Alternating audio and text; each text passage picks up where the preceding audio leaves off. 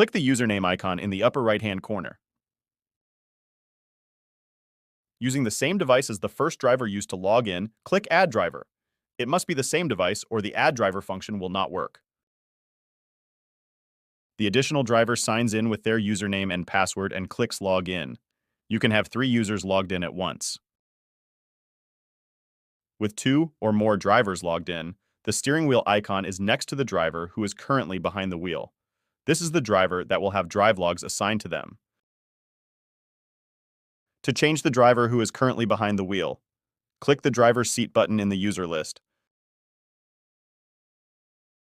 Choose a different user from the list to set that driver as the driver's seat. Drivers who are not in the driver's seat will not see Drive as an option to select as a log as they are not in the driver's seat. These users will be able to navigate the screens on the unit even if the vehicle is in motion since they are not behind the wheel.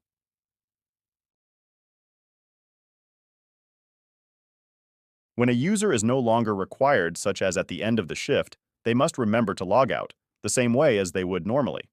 Make sure to note that each driver would need to log out if neither is required on the vehicle anymore. Congratulations! You've completed this tutorial for adding and managing co-drivers.